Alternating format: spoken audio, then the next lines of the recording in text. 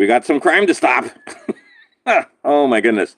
You have no idea what it's like being on this island right now. It's rugged for some, and for some, there's no, it's like nothing happened. Well, we don't need to run that video.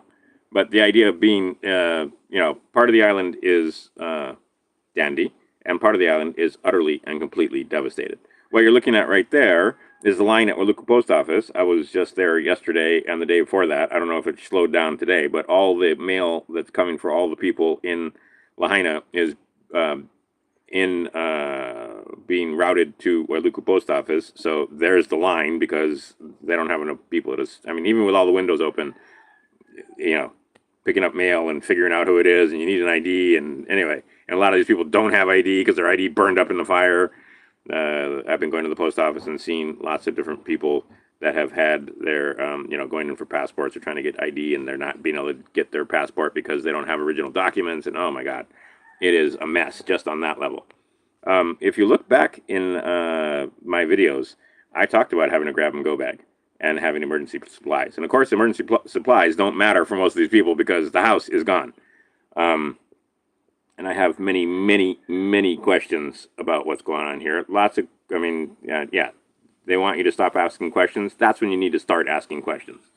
And I will post many, many videos, like this one, for example. This was right before the fire, about 30 minutes before the fire. And for those of you boneheads saying that, oh, there was no hurricane and it wasn't windy, the winds were like 60 to 85 miles an hour, even 2 days later. And there are still power lines down, not just in Lahaina, but in other places because so many power lines went down. And coconut trees, which are designed to withstand the wind, coconut trees blew over. In Malaya, there was a coconut tree that fell over on the Coast Guard station. It was really, really windy. Now, if it was that windy, and I used to live in Lahaina, when you got high winds, you would get a warning. It would come over the radio or over your TV or whatever. And we got one here on the other side of the island about fire and evacuations and so forth, but way too late. It came over the emergency broadcast. And we're supposed to have the best emergency system, the most robust because of Pearl Harbor. And people are saying, oh, well, that's just for tsunamis. No, that's for any emergency. And a wildfire is definitely an emergency. And these people did not get notified. But anyway, here is eyewitness video, right? One eyewitness better than 10 ear witnesses. People in Lahaina side talking about that, yes, there was super high wind.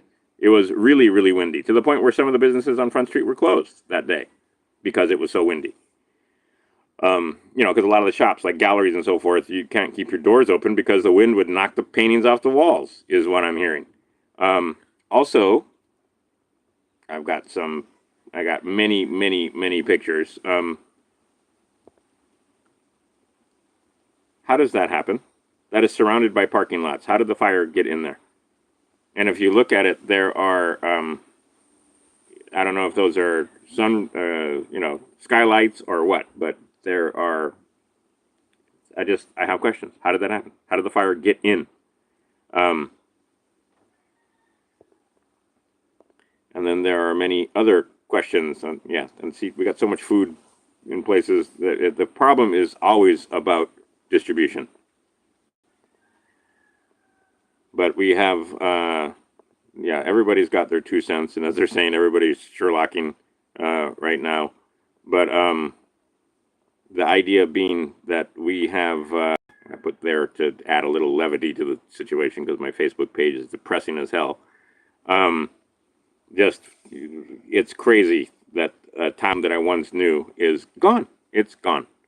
And there are many questions about how, if you look through some of this rubble, there's no washers, there's no dryers, there's no water heaters, there's no stoves. You go down to Front Street, the industrial stoves are gone. Hot enough to melt metal is what our police chief, who was the head dude for the Las Vegas shooting. But there are, it's, as a friend of mine was saying, in a world of infinite possibility, could be dues, could be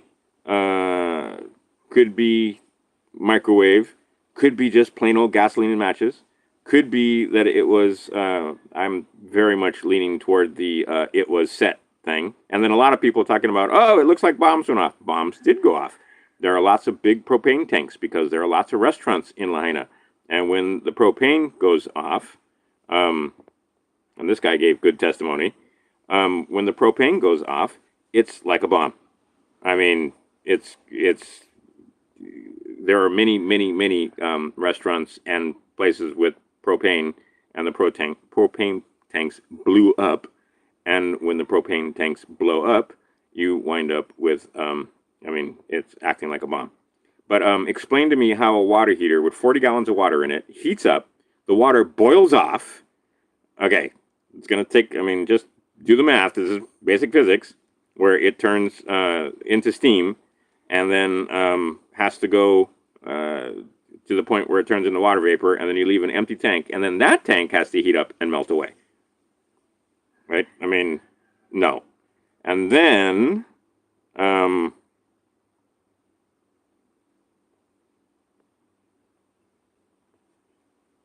you get this, where you have, why is there a burning car there all by itself?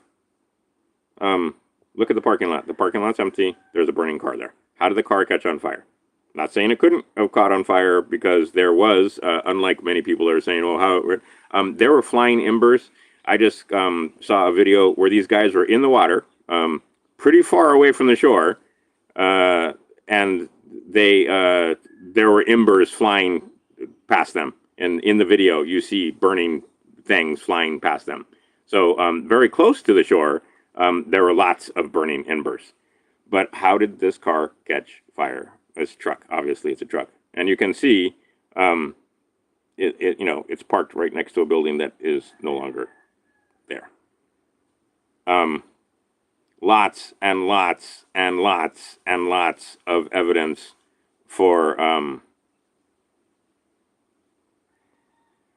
this fire. And like I said, those of you saying that it wasn't windy, those of you saying that, oh, it's tropical, so it's wet. No, it's Lahaina. Completely dry. It's August, so even more so. You can see from this picture right here, the wind was not onshore, it was offshore. It was blowing toward the ocean, coming down the mountain. And people didn't have an opportunity to evacuate. I saw people yesterday that were burned. Clearly burned victims. And I would love to have gone up and talked to them and just say, how is it that the fire came so fast that you got burned, that you couldn't get away? But I mean, lots of people got burned in this fire. Not killed, but burned. The killed is, we don't even know how many it's going to be. But from the scuttlebutt, I've talked to Maui Small. I'm not going to name names, but people that were first responders saying that it was, there's many bodies were there. Some of them are going to be traumatized when it comes to this fire, because humans don't like seeing other bodies, and especially not partially burned. And yeah, anyway, but there are lots of those, and then turns out a lot of them were children. So the numbers you're hearing from the media, it's like 106 and so forth. It's going to be hundreds. There's still like 1,200 people missing, and this is the age of cell phones. So you would think that by now they would have called in. Although just yesterday I was talking to somebody, and they were laughing because it was like they found out their name was on the list. And I was like, well, if your name is on the list, you should probably make a freaking phone call and let some people know that you're alive, because you shouldn't be on the list if you're alive. This is the one that let me know that it was game over. Way back in the day, that's what used to be called the Blue Max. Elton John, I remember this, used to come and play, and sometimes he'd wind up blocking Front Street because everybody would stand around and there'd be like a free concert because Elton John was upstairs on the piano. That's all gone. Memories. But this is both sides of Front Street. Right on the other side of this building where that tree begins the seawall. But all these buildings, as you can see, are right next to each other. And they're coming, and that fire is coming down. And if you're listening to it, you can hear the warnings. But you can hear the fire alarms. But a lot of people were saying they didn't know there was a fire on them until there was a fire on them.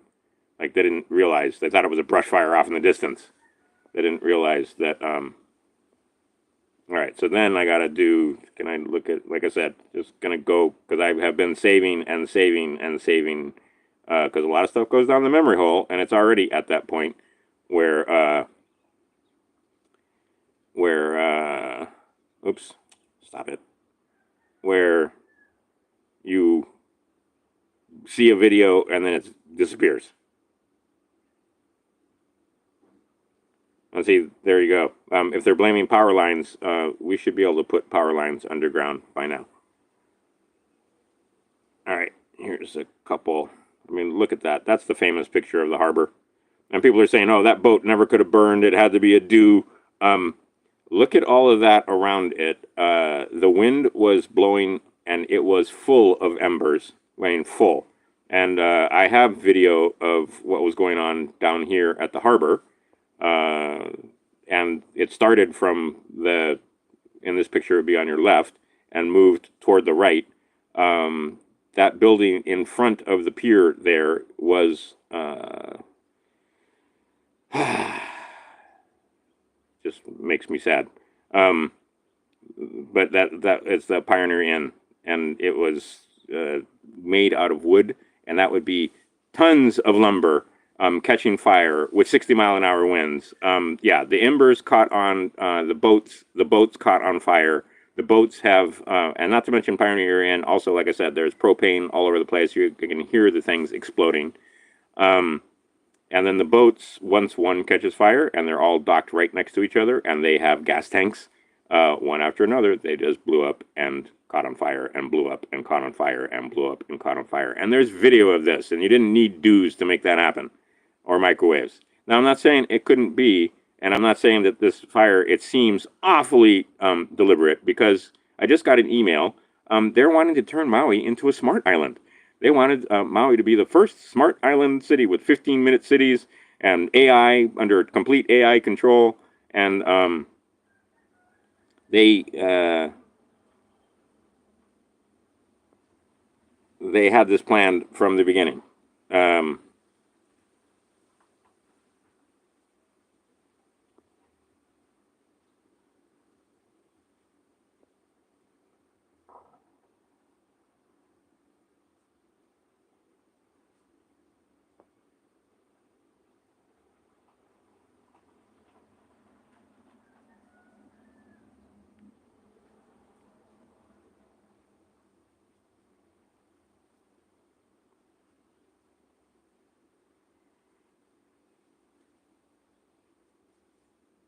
Is this going on right now or what? I can't tell.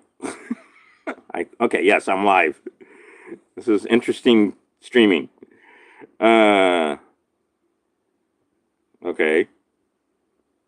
So then, but how would I get back to my live stream to end the live stream?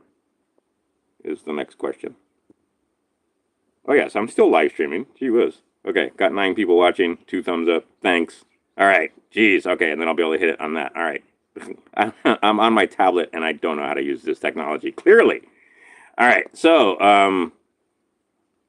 the point being is that much of what was going on there, let's get back to this, is explainable by just having fires. Now, here's the other thing.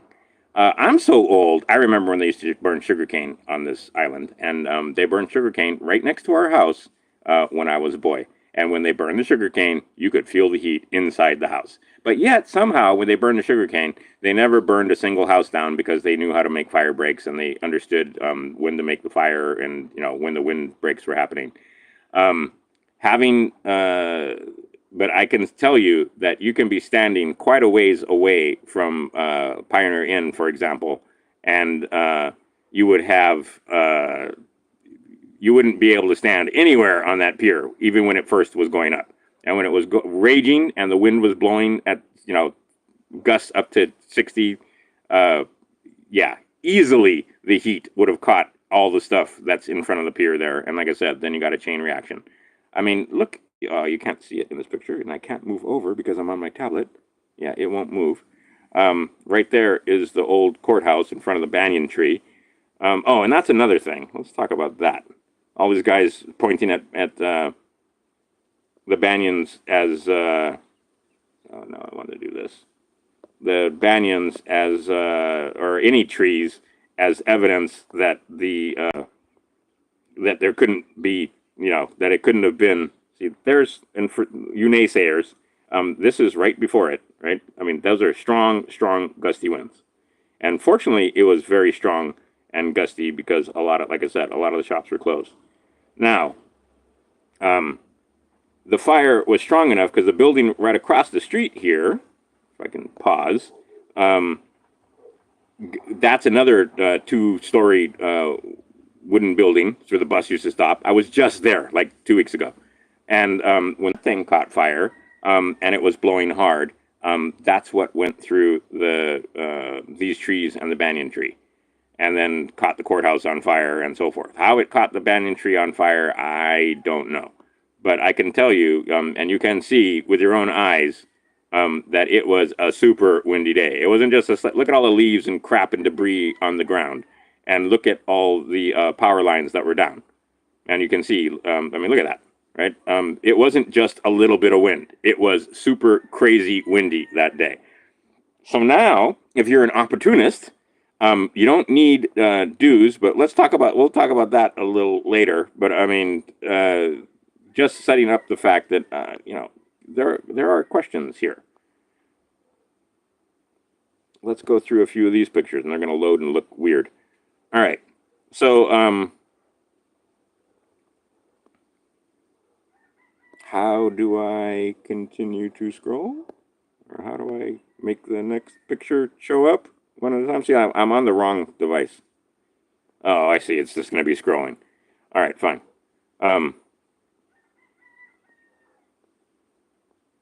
There's a question. Just, Look at that. It's surrounded by parking lots.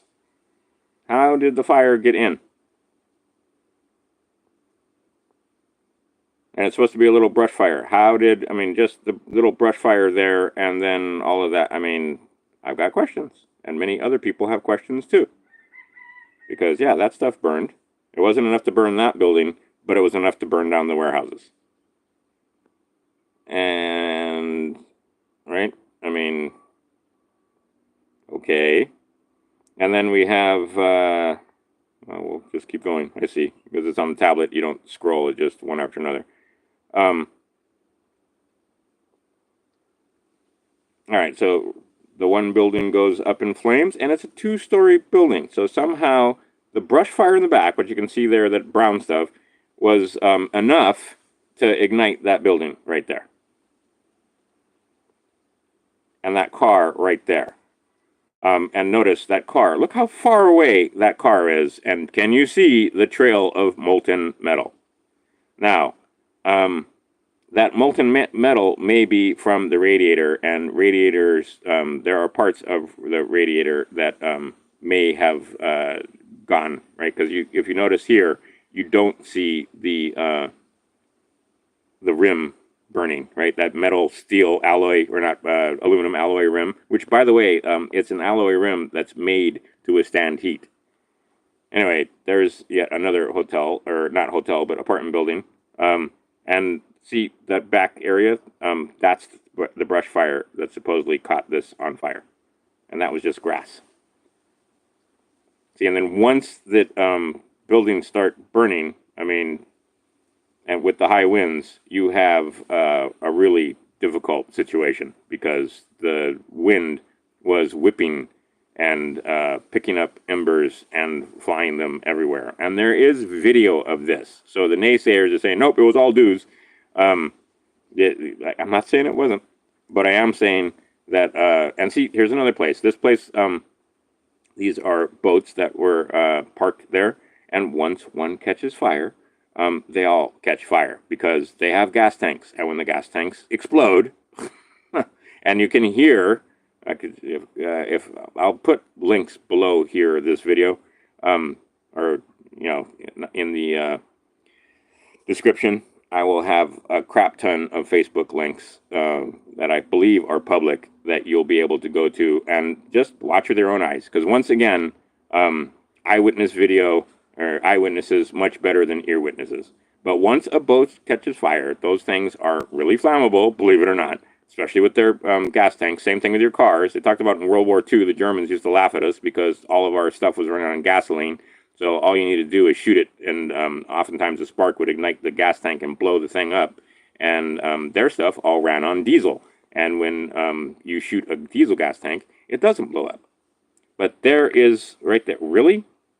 Fire break on each side, and somehow that thing went up in flames. I have questions. I don't have any answers. Were the doors open so that the embers were able to blow in the doors? That is a metal building with a metal roof. How did the fire get into the building? Again, how did the fire... Look how much space there is between each one of those. Right? It's not like they were right up against the brush. Now, some of these other things in the background, you can see, yes, they were butted up against what was the brush fire. But I got questions. I don't have answers. And my brain doesn't immediately go to, space-age weaponry, but it's certainly a possibility.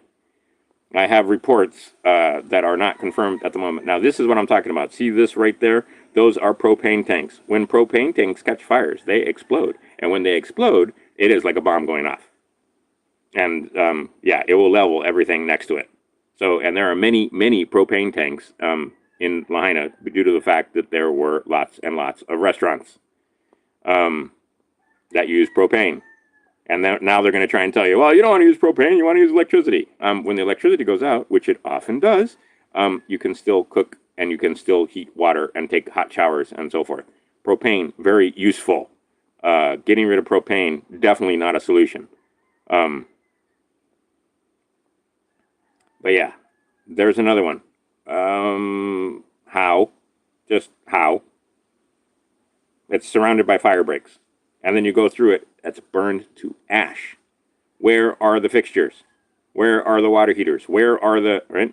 And it's just math when it comes to asking questions about, okay, you've got 40 gallons. You've got to take 40 gallons to steam, and then you have to boil it off.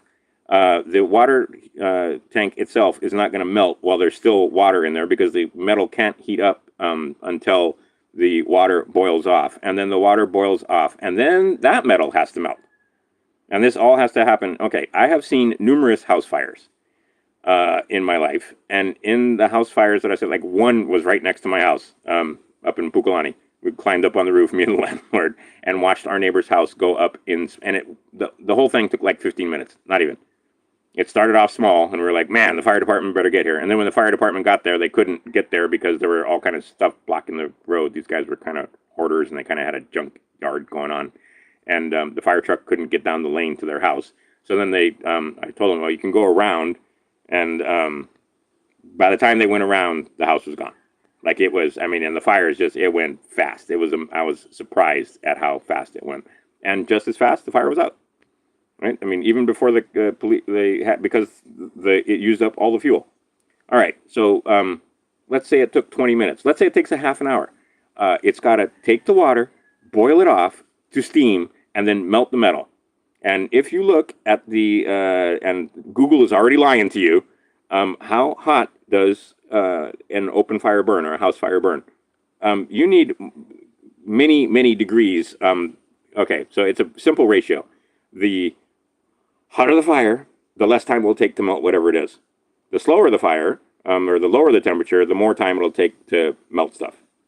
Like metal, for example, or steel. But I mean, how? How? I mean, give me answers in the comment, but how? All right. And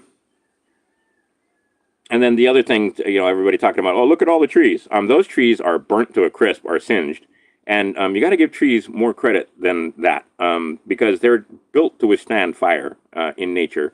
And you can go to the Big Island and see lava flows where the trees were surrounded by lava. And I have been next to lava flows also, and you can't stand being next to a pohoihoi flow that's flowing rapidly because it's so hot.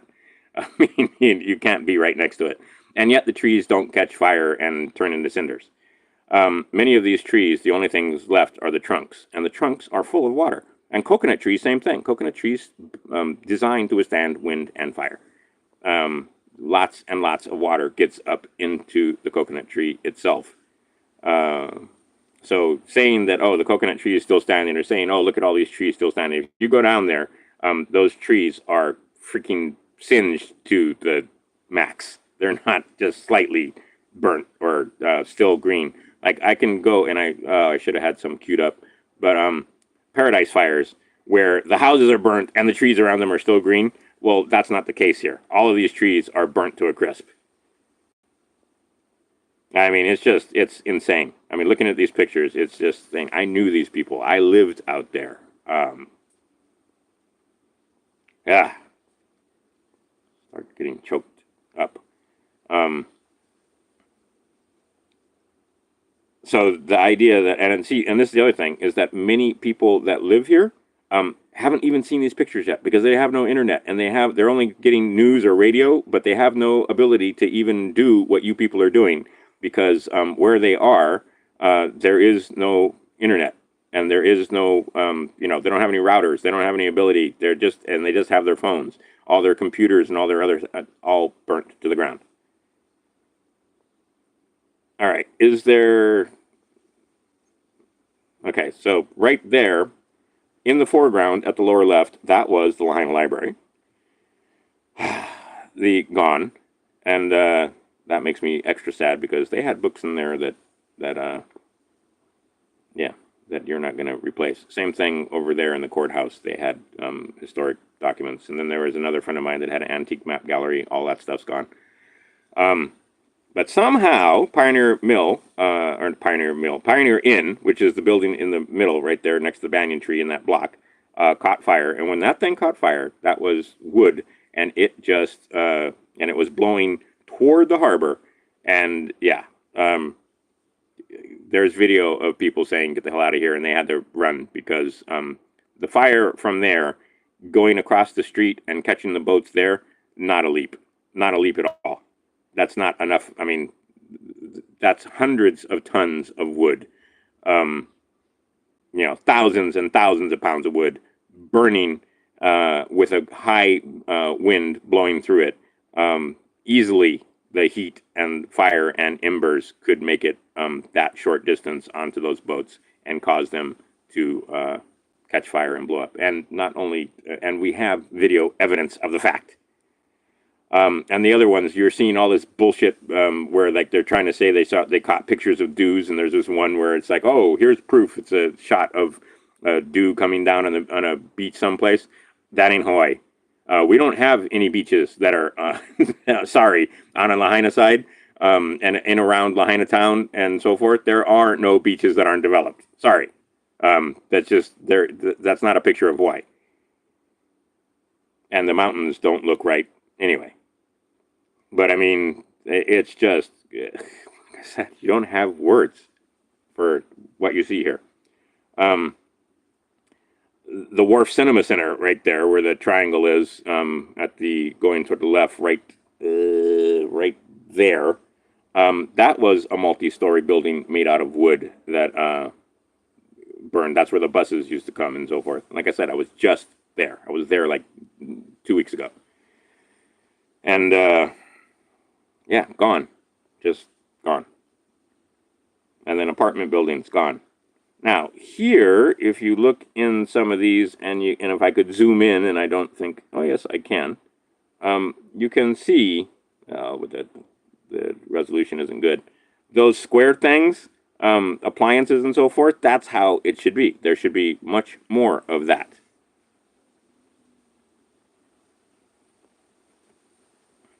Now, at that distance, that liquid, that metal has to turn to liquid and flow. All right, because you can see there's no rim there. All right, but there's liquid metal there. If you do the math, and the wind was blowing in the wrong direction, by the way, because if you zoom out here, the wind was going, looking at this picture, the wind would have been going from that way, right? is the way this goes.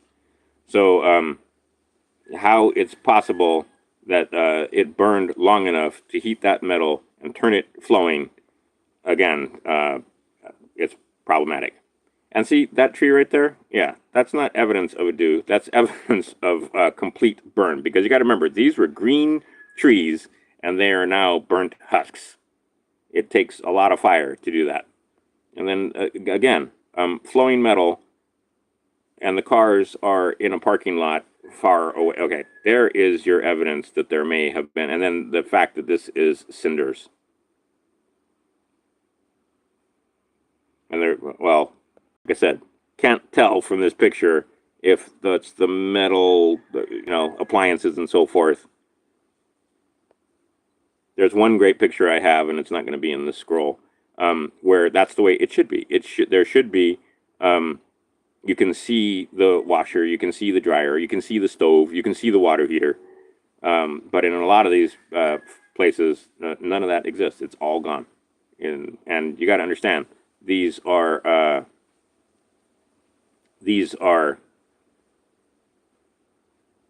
restaurants with industrial strength stoves in them that seem to have disappeared. Let's see if I can find some more pictures. Like I said, there's the post office. Now, in my mind, and now they're also saying, oh, I don't have it, but they're already saying, oh, there's no evidence that it was deliberate, and there's no evidence that they were doing this to set up a smart city and so forth. Well, as soon as they start saying that, it's Costanza, right? It's the opposite of whatever they say.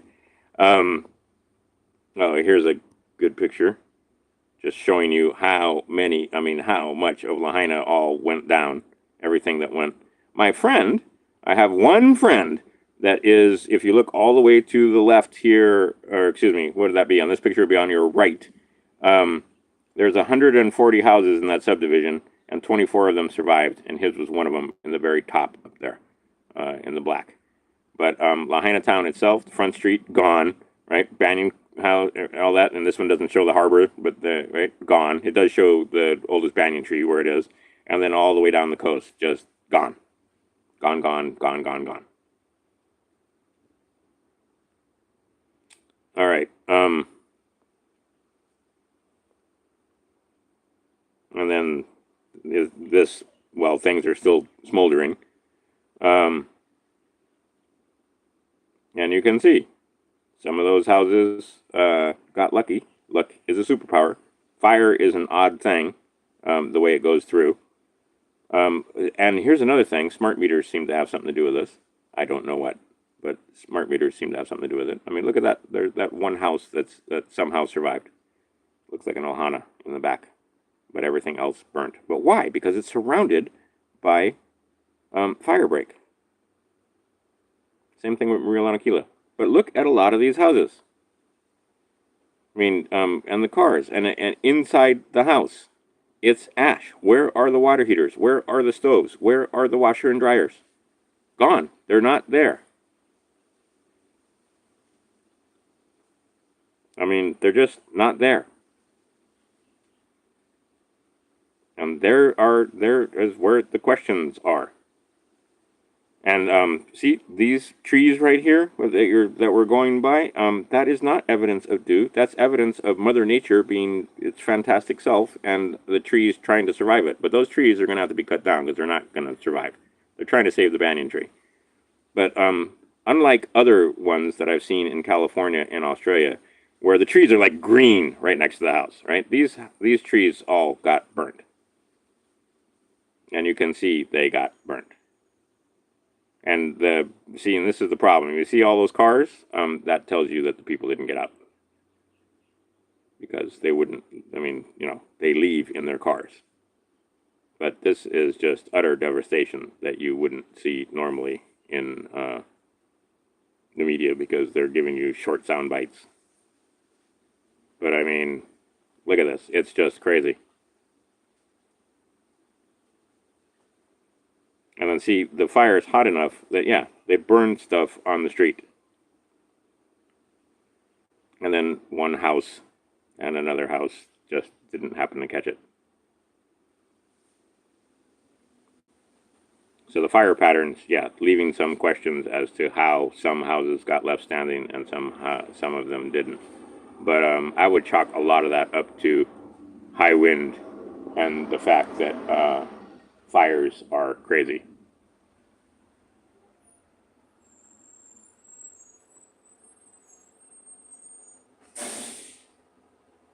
And then how, I mean, questions. That's why you want to save this video.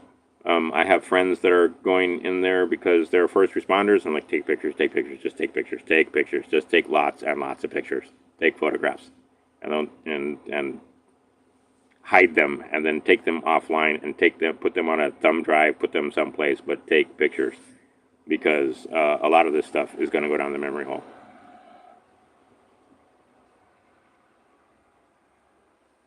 Let's see, part of the neighborhood goes up, the other part doesn't. And happily, one of those houses is a friend of mine's house. And he's, right now they have no water and no power. But this is the top at Lahaina. And see, let's pause. That brush fire supposedly managed to jump over all of this stuff, and it was just brush, and then it caught the houses, and then the houses chain reactioned and caught everything across the streets and so on, and just burned and burned and burned. I have questions. Not that it couldn't happen, because again, 60-mile-an-hour winds. And here's the other thing. If you're going to be a arsonist and you had all you had to do is start a few fires. But this is the other thing. Seems like there were multiple ignition points. It wasn't just like one power line caused all of this. There were multiple places that caught. So, and like I said, those of you trying to say that it wasn't windy, it was super windy, and that's a question. I've lived in Lahaina. When you get high wind warnings, and it's just 35, 40-mile-an-hour winds, they'll tell you, you'll get a little warning, and it'll tell you, bring in your lawn furniture or your patio furniture or whatever, so you don't have stuff blow away, batten down stuff. This was 60-mile-an-hour winds, and that one guy was talking about it, and they didn't have any warnings. There were no warnings the night before. And then take a look at who was where. Where was everybody the day of the fire? Were they even on the island? If you can find this interview, watch it. I'll put a link below. And this is MSNBC. And this lady, has a hard time holding back her tears because she had visited Maui. But the idea that that it could only have been dews, I have a problem with that. It could have been dews and gasoline and matches. It could have been a combination of the two. It could have just been well-placed arson because of the high winds. It definitely could have been energy weapons, because we have weapons that we don't understand going, as part of the arsenal. Now, they'd have to be using it on... all right, so here is a theory, and it's just a theory. I'm not saying that I am a proponent of this theory. I'm saying that I've heard this, and okay, without further ado, we have been... Look up Operation Popeye. We have been doing weather warfare for quite a while. In Vietnam, we caused a lot of rain, and the idea was to cause mud and make it impossible for them to supply their lines because just continuous rains. Okay, looks like we also did this just recently, and we're not talking about it much on the news, in China, where they have had bridges wash away, dams, break. Tiananmen Square has water, a foot or two of water. Now, the Chinese have a superstition, if you want to call it that, or a manner of thinking. We think of them as all docile and, following the orders and so on. But in the past, when they believe that the gods have removed favor from the ruling class, whether it's the communists or a dynasty or whatever, it's their responsibility to throw down the dynasty. So right now, many bad things are happening when it comes to water, and some people are saying that it's us doing warfare on the Chinese, or the communist Chinese, using weather. And what they're hoping is that some of the people, or the people over there, will rise up against the Chinese government, because they believe, and they are superstitious people. I've been to Hong Kong, and I've been into PRC just a little bit, and they definitely have some customs that are different than ours. And one of them is the belief that those that rule, when the gods remove their favor, and they will show you that they remove their favor by destroying, or weather events like water and so forth, or destruction. That's why the communist government right now is doing their best to try and keep any of this flooding and disaster from getting into the news. So, tit for tat. We use water on them. They use fire on us. That's a theory, that this was not our energy weapons, but it was. But they're never allow a good disaster to go to waste, because now, and wait, I can read it to you. I was on my other computer. Let's see here. I'll just read you this. Oh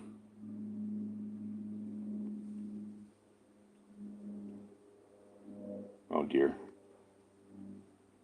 I keep getting this.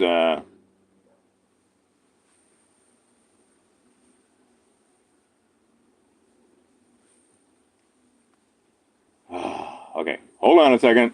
Fast forward. Let's see here. Where is it? Nope. Here. All right. Got this by email, and I'll just read it to you. Let's see here. Were you aware that a September meeting to turn Maui into a smart island is happening? It is a follow-up meeting from January 2023, from a January 2023 meeting of the quote-unquote cabal here. My good friend sent this to me yesterday. Remember Build Back Better? The picture gets clearer and clearer after reading this. The government of Hawaii states a goal is to rebuild and make the entire island of Maui a smart island. They want the entire island governed by AI, as outlined by the Hawaii Digital Government Summit of 2023. They have planned to host next month in September. Let's see here. Interesting. Hitachi recently announced that it has begun operations on the demonstration site for the Japan-US Island Grid project, commonly referred as Jump Smart Maui. Awesome. On the island of Maui, Hawaii, in collaboration with the New Energy and Industrial Technology Development Organization, NEDO, N-E-D-O. MIZUHO, so Mizuho Bank Limited, and Cyber Defense Institute, Inc. had an opening ceremony that was held on Maui to coincide with the launch of site operations. Gotta remember, we have one of the supercomputers is here, and interesting technology on the top of our mountain. Last January of 2023, there was a Smart City Conference on Maui to turn Maui the entire island into a smart city island, pushing everything electric, so making it so that you can't have those naughty propane tanks, and making 15-minute smart cities. So, gee, you can't leave Paia. Gee, you can't leave Makuau. Oh, you can't leave Kahului Wailuku. Oh, you can't, right? If you're in Lahaina, you got to stay in Lahaina. If you're in Kihei, you got to stay in Kihei. They want a very well, and that won't apply to the very wealthy.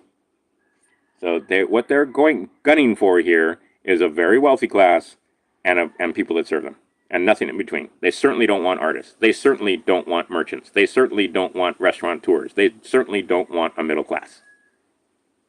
That does not serve them. Anyway, last January 2023, there was a Smart City Conference to turn Maui and the entire island into a smart city island, pushing everything electric and making for 15-minute smart cities. Lastly, there was a contract last year that was signed to build, here is the crux of the matter, to build high-rise condos and businesses in Lahaina, which is a historical town that couldn't have any new development done to it because in the historic district, you couldn't build high-rises. And I know this. I used to live there back in the 80s My girlfriend's parents sold out for a song. We won't go there. There was to be a saying that you can't steal the land from the Hawaiians; they'll give it to you. The place that I was staying, as soon as they sold their house, they knocked it down and put an office building up. And the tallest building they could make it was 3 stories high. And they dug down and made a parking garage or parking structure underneath, so they technically had a 4-story building there. But they've been trying to get the Hawaiians to move out of Lahaina since the 80s. I know this for a fact. This isn't rumor. I don't believe this. I know this. I witnessed it firsthand. And trying to get these people to sell their land, and a lot of them wouldn't sell their land. I'm not going to name names, but I can think of certain families where they did everything they could to get these people to move out. They stole the right-of-way into the property by putting a parking lot up and tried to like cut them off and surround them with buildings and so forth, so that they had this. And anyway, they wouldn't sell, and they still didn't sell. And I was just down there, like I said, and the house was standing, and I was like, yeah, they still haven't sold the place. Now it's gone, right? I mean, and I know, oh my God. Because they were still living there, and I know the family, and I just ran into her recently. But anyway, her house, gone, nothing left. But the idea is that they were trying to move these people out for the longest time, and I think they finally came up with a final solution, and it kind of meshes with, okay, if the Chinese are pissed off, use it to their advantage. That's a conspiracy theory that who it was, and then then it has to be dues. And again, if they were using any kind of energy microwave, you can't see it. There's no picture. It doesn't. It's invisible to our eye. And there was one where it shows flashes, and those look like electrical flashes to me, anyway, from power lines and transformers that were blowing up, because there was still power going to. And that's another question. If they knew there were high winds and the fire was on, why didn't Mara Electric cut the power? Well, because if you cut the power, then there's no water, and then you can't fight the fire at all. But at the same time, didn't see very many. I see firemen like crazy on Front Street during Halloween. Didn't see many firemen on Front Street during this fire. Not that it would have made a difference, because if you talk to any experienced firefighter, once that wildfire gets going, like you saw in that one video I showed you, there's no fighting that. No amount of water is going to slow that down with the wind and so forth. Here's a fun little video that you might want to find on BitChute called 88 Miles to Babylon. Because when did this fire happen? August 8th, 8/8. 8/8, a very interesting number. Oh, and just by the by, the first pictures I saw of Lahaina were posted by a guy that I happen to know is a 33rd degree Mason. But anyway, the idea is that on 8/8 is our special numbers for our buddies. So just a lot of coincidences, just a lot of questions, a lot of stuff I can't answer. See if there's more pictures here. Yeah, there's that video still there. And like I said, I'll post a lot of these. And again, see, that's Front Street. And a lot of these people had to jump out of their cars and get into their, jump into the ocean. Right on the other side of this is the seawall. That sidewalk, there's a wall, and then it's the ocean. And many of these cars, all right, and they found a lot of bodies in these cars because a lot of people didn't make it out. That's how fast the fire was. Now, see that rim right there? Did it melt? No. Did that one melt? No. Did those? No, because they're far enough, and the wind was blowing at them. And the other side of this, those rims didn't burn down or didn't turn into molten steel, but or molten liquid flowing metal. In other pictures where the cars are like this, they did turn. The rims aren't there. There's no, and see, rubber isn't going to turn steel or aluminum alloy into a molten pool. So this is what you would expect to see. But what you see in many of the places, oh shoot. See, trying to do this on my tablet. If I was able to screencast from my computer, this would be a much better put together presentation. But I'm having to here a little bit. Let's see. But you can go to my Facebook page and see all of this stuff. And I have collections video, and it's all public. Let's see here. Well, that's talking about fraud. And not that one. Let's see here. Yeah, and then there's a lot of different people that are blowing the whistle, talking about the agenda that they have coming for us, what they have planned. And it's not good. And see, we're fighting against the principalities of darkness here. We're not fighting against what you can't even see your enemy, and we are absolutely, positively under attack. But to get people to understand that they're under attack is next to impossible, because I'm already hearing people, well, you know, everybody going Sherlock, which is pidgin English for everybody's going to, you know, come up with a theory.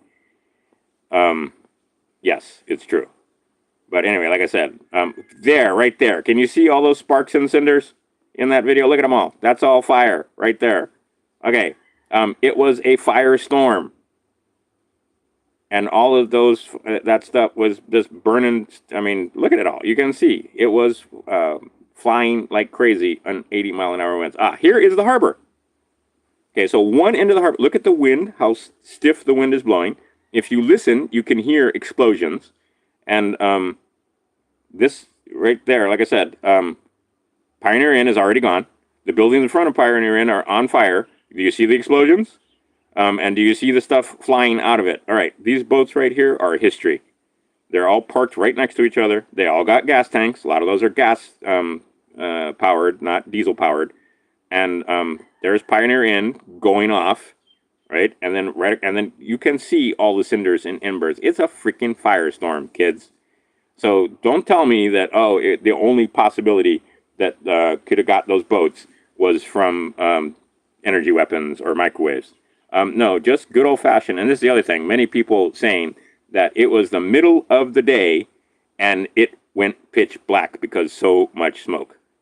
Let's watch that again.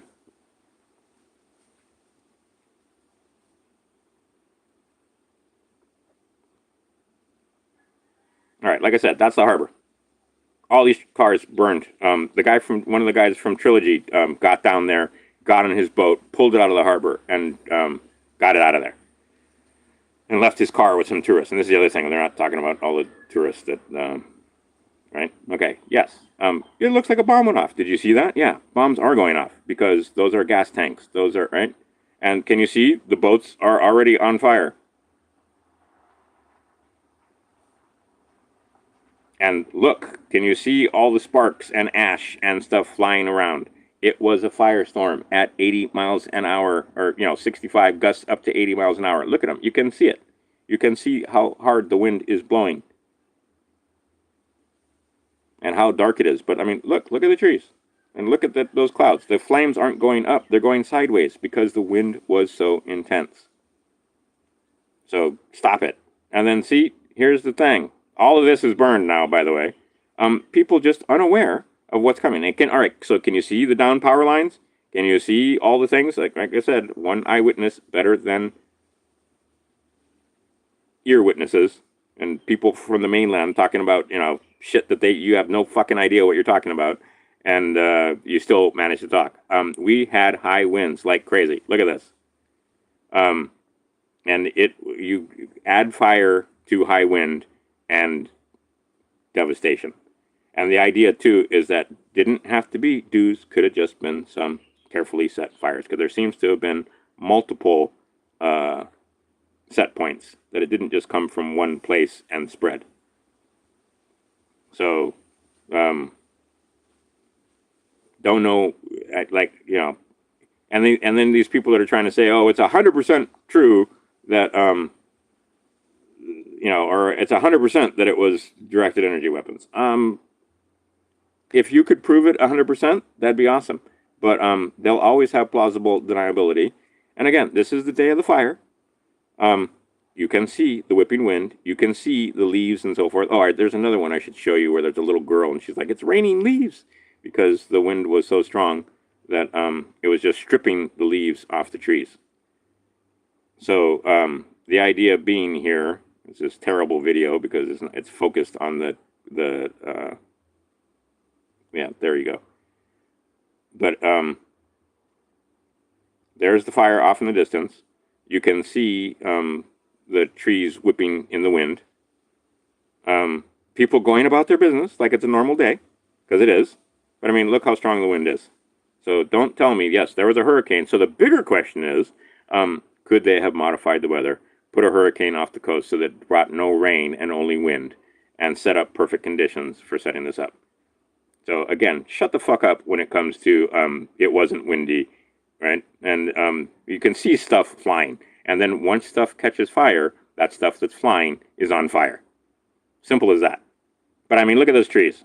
I mean, absolutely, it was super windy that day. And again, I was under the impression that the wind was onshore. It's not offshore. It's coming down the mountain. It's coming basically at a diagonal east to west. And that's what you're seeing. See how the trees are bending? So and then see, those are nice dry trees because it's what do you call? And see, there's a policeman going up to go see what's happening up there. There, you can see, look how dry it is, right? Very, very dry. This place went up like a cinder when it, like gasoline and matches, is what that dry grass and brush goes through. I mean, anyway, but you can see how dry it is. And see, oof, I wish you would have kept going north, but nope, they were going to Kahului. So, but there's the fire. All right, so dispelling the nonsense that, there was no, wind that day. Hell yes, there was wind that day. A lot of wind that day. And mixed wind and fire. See, those hotels, I made a lot of money. I rewired those places back in the early 2000s. They needed, Maui Islander, gone. I mean, geez, it's just, you don't understand when you come from here. You guys are watching it from a distance on the mainland. I'm watching this. Like I said, I knew these people. And the feeling that you have in your guts, can't explain. And I'm basically unaffected. Imagine the people that had their houses there, have lost children, have lost pets, have lost their houses, have lost their businesses, have lost a lifetime of work. Right? I mean, I got no problems compared to these guys. And see, I don't understand how the tree burned the way, because that was a fairly green tree. But apparently, because, again, the wharf, that was a 2-story building right there. It's gone. Let's pause the video. On the other side of the tree, that used to be the Wharf Cinema Sinners, and that was like, I don't know, again, hundreds of tons of wood, caught fire, blowing hard toward the ocean, and you see the damage it did to the tree. All right, so over here, to the right of the screen, right there, or to the left of the screen, on the right of the picture, but it's my left and your left, that was Pioneer Inn. Again, tons of wood. And to make it that short distance to where those trees are, and into the boats and the buildings that are no longer there, wasn't that much of a rub. And then you can see the one building is left if you look on the right. But it blew down. And why is that building? Because it's surrounded again by fire break, and the wind was offshore, heading toward the ocean. Those boats caught fire one after another and burned up. And they were being inundated with sparks and embers and so on. And then the school is gone. I mean, oh my God. Just hard to look at, people. Hard to look at. Now, those that make the White Rabbit will have no problem burning out a town like this. None. These people are evil. They worship the Baphomet. They worship Ishtar. They worship Baal. They worship Moloch. They worship Saturn. They have no issue with any of this. Watch this video, like I said, if you can find it. But or I'll put a link to it below. But the idea is that the chances that this was deliberate are not zero. Period. Those that are trying to explain it away as just a 100% natural disaster and nothing could be done and so forth, I don't believe that. Those on the other end of the spectrum saying it was, microwaves and directed, okay, somewhere in the middle lies the truth. Much investigation needs to be had. The only way to do that investigation is to take pictures, talk to the people, and see a lot of them are traumatized, as you can imagine, or as you may not be able to imagine, because the brain isn't capable of taking this in. And I know several guys that are saying they got PTSD right now because of all the things that they've seen that they didn't want to see, because it's a whole lot more than 100. Hopefully it'll be around 500, and that's like me being hopeful, because there are other people that have much higher figures in their estimates, helicopter pilots and other friends of mine that are on the scene, on the ground. I have not been on the ground, and I don't intend to go over there and add to the issue anytime soon. But and I also heard about looters, and I also heard about, robberies, and just the social order has broken down. Overall, it's pretty good, and what we have problems with is distribution, because, and this is the other thing, you may want to hold off. There is a huge amount of help. To the point where they're telling people don't send any more clothes and so forth. One way you could help is to come and visit Maui, believe it or not.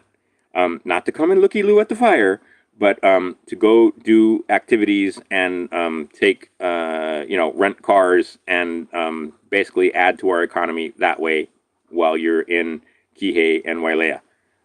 Those people trying to say that Maui is closed, there's a whole bunch of business owners and a whole bunch of people on Maui saying, no, we're still open, we're still here. Lahaina is definitely closed, and stay the hell out of Lahaina. But Kihei is still open, Paia is still open, Makawao is still open. There's still plenty to do in Kihei side. And by the way, there were 4 fires set on that day. There was, this is, of course, got the most attention, but I know people that have lost their houses up country in Kula. Kihei was on fire. There were multiple fires, and they all started at the same time. Gee. And then there were fires in Kamoala on the Big Island. And then there were some fires on Oahu. But that's all being, nobody's talking about those. They're only talking about what's going on in Lahaina. And I understand it was suspicious in Kamoala. And guess what? It's Hawaii. We know each other. So there's some questions over there. But the idea being is that there are people, restaurants, there's nobody in them, various businesses on the south side in Kihei, because tourists all canceled their reservations and their vacation to Hawaii. We have a love-hate relationship, like I said, but in order for the people to support the people in Lahaina, they got to have jobs, and the way they have jobs is with the tourist industry. So that's my 2 cents. Another couple of people have also gotten pretty pissed off at some of these people saying, oh, stay off of Maui. No, stay out of Lahaina, but come and see. The North Shore is fine. South Shore in Kihei is fine. The hotels in Kahului still open. The hotels in Kihei still open. There's a couple of places in Paia you could stay. But we need the revenue badly.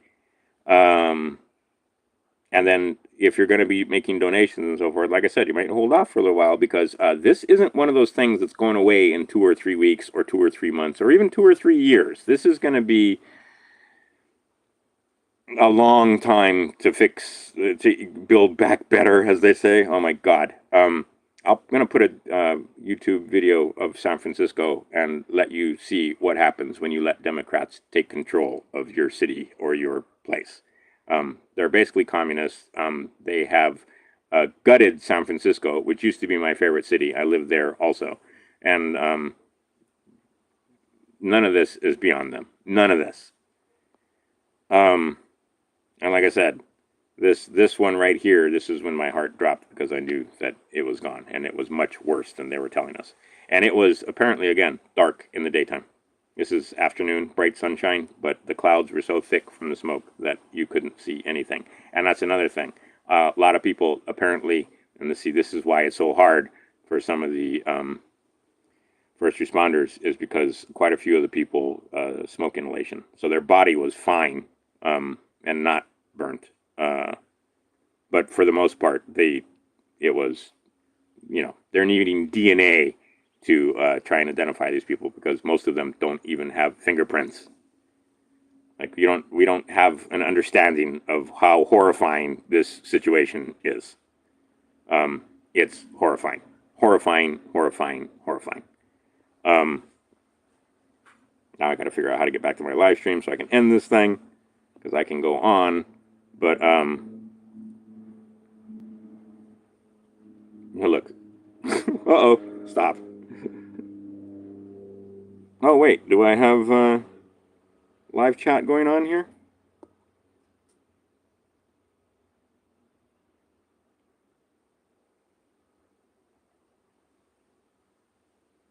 Yeah. See, and I'm not saying that it wasn't. I'm saying that it could be a lot of different stuff, right? I mean, well, hello. But the idea is that, yeah, it could be all of these things put together. Arson, weapons that we don't understand. I mean, it's not any one thing. There's no ruling out anything at the moment. How do I get back to my live stream to end this? Dear, there's my channel. Where is the... I got there once. Yeah, okay. See, and I couldn't see. There's my hot girlfriend. Let's see.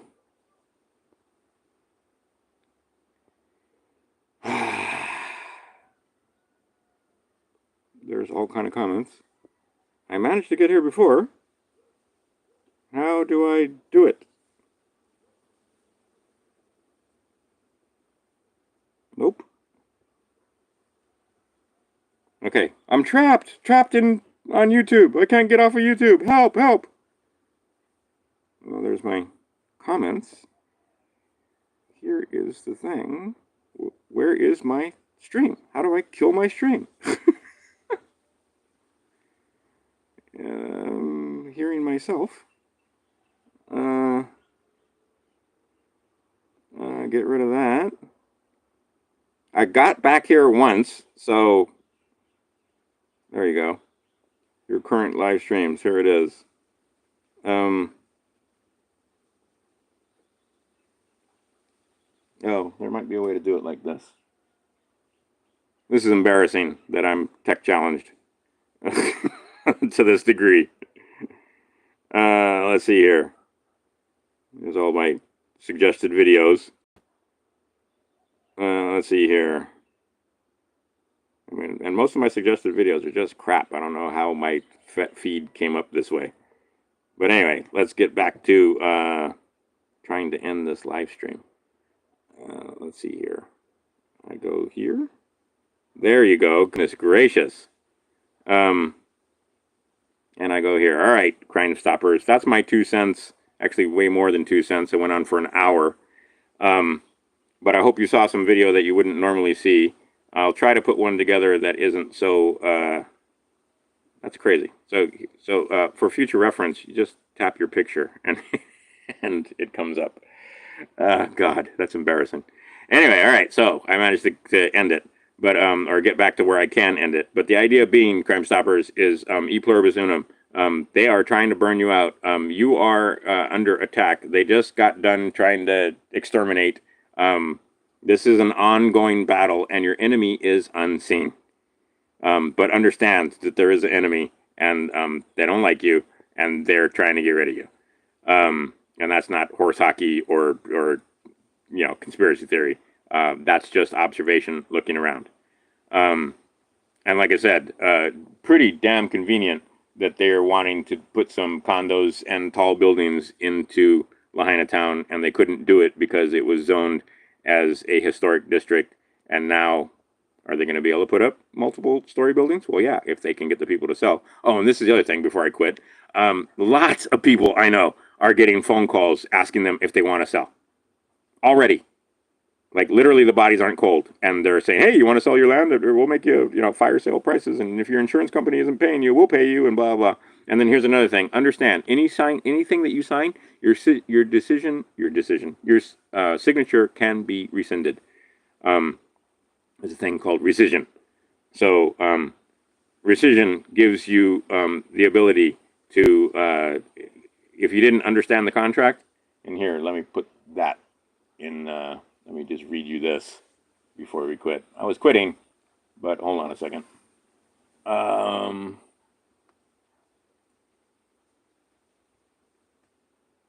Not that. And see, I'll make another video about court and legal documents and so forth. Uh-oh. All right. Let's see here. I'm not going to read about principle. I want to... Oh, really? I didn't put it here? The idea being that if you don't understand the contract, it's more or less void. You're not, you should be able to understand everything that is in there. And if it's not, it's fraud. And that was a Supreme Court decision, and I swear to God, that was here. That was Brady, and I was going to read it to you, but I don't have it, so I'll save that for a different video. But the idea is that if you're going to give up your rights... Oh, wait, I know where that is. Hold on. I know where it is. I will be able to read it to you. This is why you want to be able to fast forward, BJ. Nope, not that.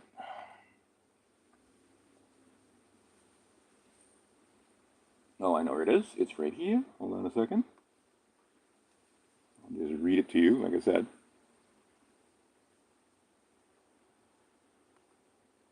I'm on a different computer, as you can see. All right. Here we go. I should read you this, but I'll skip it. But here it is. There you go. Supreme Court case, Brady versus United States, 397 U.S. 742-748, 1970. It states in part, and this is just one very simple sentence, waivers of constitutional rights not only must be voluntary, but must be knowingly intelligent acts done with sufficient awareness of the relevant circumstances and likely consequences. Your mother never would have signed that birth certificate if she knew that she was giving all of your future labor away. You probably never would have signed that you were a U.S. citizen or U.S. person if you understood the ramifications of that. So when you sign some of these documents, or some of the people in Lahaina that are being, under extreme duress, they're not in their right minds. They're grieving. I mean, I don't know anybody firsthand that died. I know many people firsthand that lost houses. And I mean, many of these houses I've been to and slept in and rented and so on, and other people's houses that I visited, gone. Like, they're gone. They're just, anyway, it's mind-blowing. But the idea that these guys have lost everything, and in Lahaina, they know their neighbors and so forth, so they know people that have died firsthand. Right? I don't know anybody firsthand. Secondhand, I know somebody who knew somebody that died, but I don't know anybody that actually died. But there's a lot of that because, okay, so anyway, the point is these people are grieving. These people are under extreme stress. They don't have a place to live. Everything they worked for is gone. All of their possessions are gone. Because, fire, worse. The other one is tornadoes. I've had family in the Midwest that lost. But anyway, but if you're going to waive your rights, and any contract, you should they should be knowingly intelligent acts done with sufficient awareness. And I question the awareness of some of these people because their mind is, they're under extreme duress that, I mean, most of us can't even begin to, we have to talk about getting mental health over here for mental health professionals over here for the children, for the first responders, and for the people that are traumatized by the things that they have seen. Because I was talking to some people, and like I said, they just, what he said, I pretty much have PTSD because he wasn't prepared for what he saw. But he went to go help. Anyway, sufficient awareness of the relevant circumstances and likely consequences. Now, here's another fun little thing, and then I will end this, going off on a completely different tangent than the fires when it comes to legal. But I mean, you're going to have to know the law if they're not going to steal your land from you. Better know, you're going to have to know a few things, and you're going to have to know the meanings of words and terms and words of art, because they're going to use lawfare, grammar-fare, and wordfare against you. They don't give a rip. They won't care that you just lost everything and that you're bereaved. These people are, a lot of them are just vultures, and it's just about money for them. All right, per 8 U.S.C. 1101A23, the term naturalization means the conferring of nationality of the state upon the person after birth by any means whatsoever. By any means whatsoever. Therefore, I confer the nationality of Illinois State upon myself. Thus, I'm an Illinoisan by birth, and by formal declaration, I'm foreign to the United States and a non-resident alien of the District of Columbia.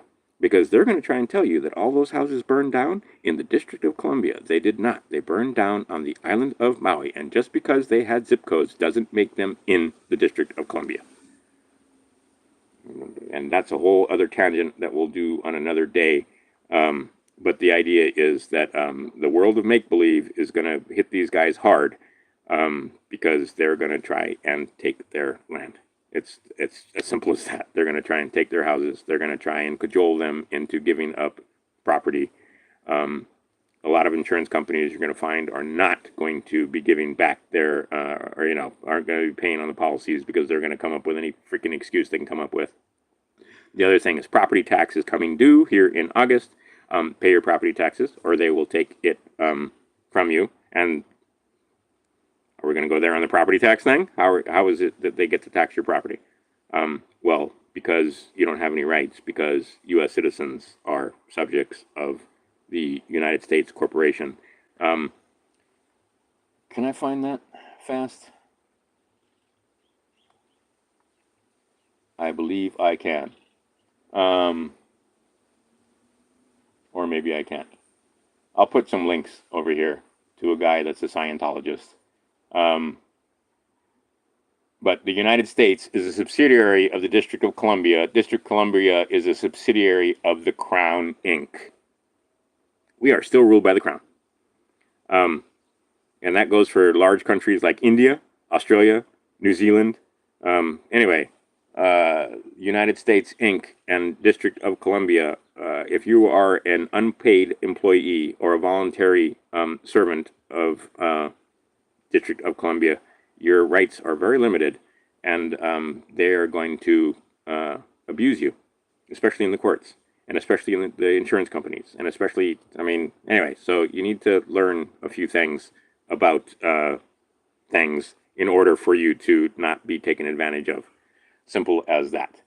I could get into more of it, but that's enough. I've been going for an hour, and I don't feel like, normally I can do 3 hours and stuff like that, but I mean, you don't understand how emotionally draining it is just to look at those pictures of. This place is where I grew up. I've been running around in Lahaina since I was 14, 15 years old, as soon as I could drive a car. Lahaina side was the side to party. It was the side where all the bars were, the dance places.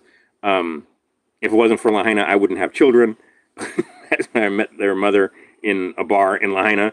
I mean, like I said, I've lived out there. I used to work at a radio station out there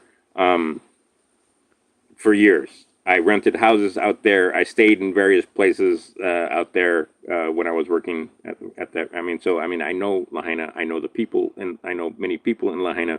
Many of my friends have businesses out there, or had businesses out there, or had homes out there. Only one friend managed to not have their house burned down. Everybody else I know had their house burned down. And again, a couple houses up in Kula that's not getting any attention either. How did all those fires start at the same time? Just, right? How come no civil defense? How come no warnings for the sirens? How come there's many, many questions? And as soon as they start trying to shut you up because you're asking questions, what is it? Asking questions and stating facts causes no controversy. Stating that it was dues or microwave weapons like it's a fact, that causes controversy because it's not a fact. Probable, yes. I'm not going to say no, especially seeing all that flowing metal. I have some issues. But at the same time, 60-mile-an-hour winds, gasoline and matches. And as one of my friends says, why not both? Could be both. Doesn't have to be one or the other. Also, there is the possibility that it really was just all accidental and happened by, power lines going down and so forth. But there seems to be too many ignition points all at the same time. So, and like I said, that one car burning by itself, you're gonna have some questions. Anyhow, this is as difficult as it gets. Nothing like this has ever happened here or in anywhere in the United States in living memory. I mean, this is like Civil War times. And the idea, like I said, that, yeah, it looks like a war zone. Yes, there was many things exploding, including cars and gas stations and so forth. I mean, oh my God, it's just a wreck.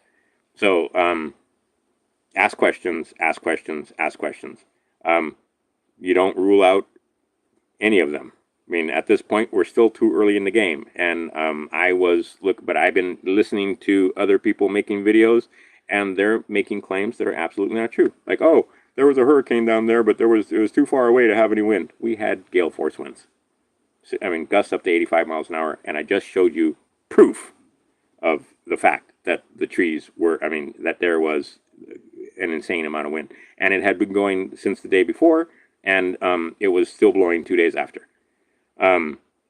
And the idea that the island was dry, it was strong. Like I said, that wind was strong enough to knock down power poles, knock down coconut trees. And coconut trees are designed to resist wind. So when the coconut trees are falling over, you know it's freaking windy.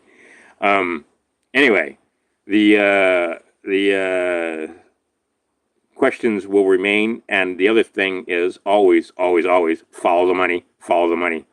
People coming in here, and I can't talk too much about it, but there are hundreds of millions of dollars and billions of dollars actually are going to flow into Lahaina. The chance for graft is 100%. Certain bureaucrats are going to line their pockets at the federal level, at the state level, at the county level. Anybody that knows anything about Hawaii, the corruption is pretty intense out here. So here is an opportunity for them to siphon off, if you just get a little tiny portion of $1 billion, that's a huge amount of money.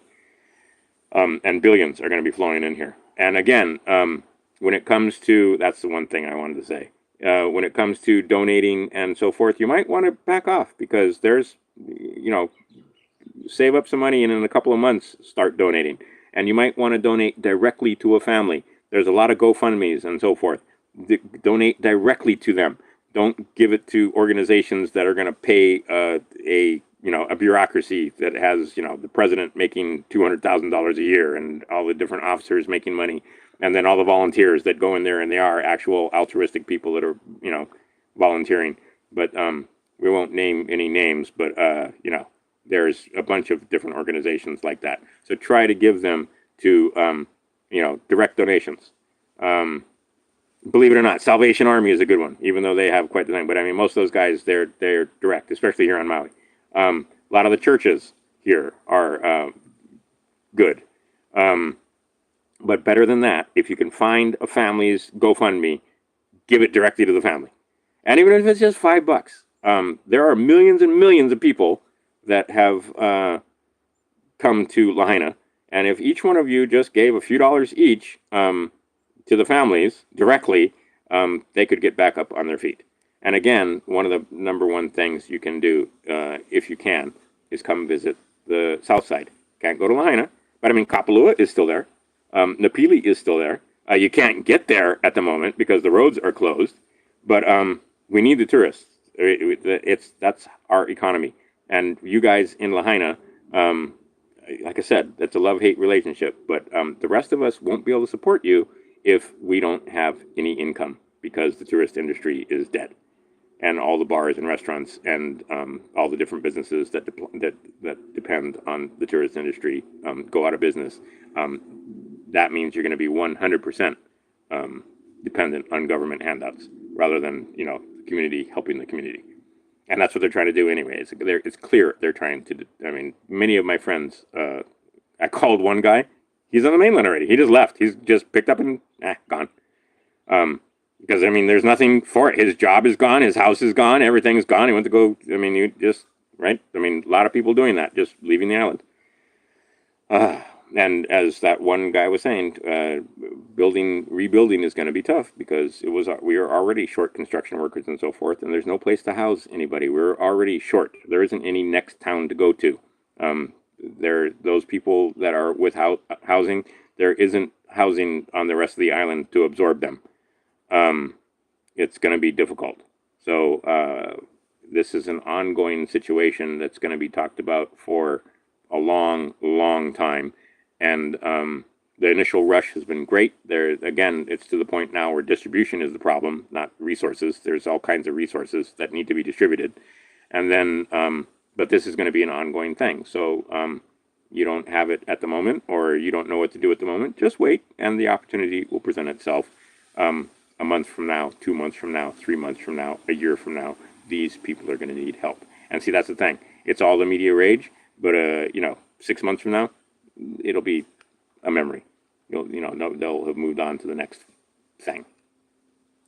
All right, I've talked enough. I keep saying I'm going to quit, and now it's an hour and a half that I've been going. So, e pluribus unum, people, just understand, it is a disaster. We have an unseen enemy, and this is just the beginning. And those that are saying that, oh no, nobody would do this deliberately. Sorry, these people traffic children and do all manner of horrifying things.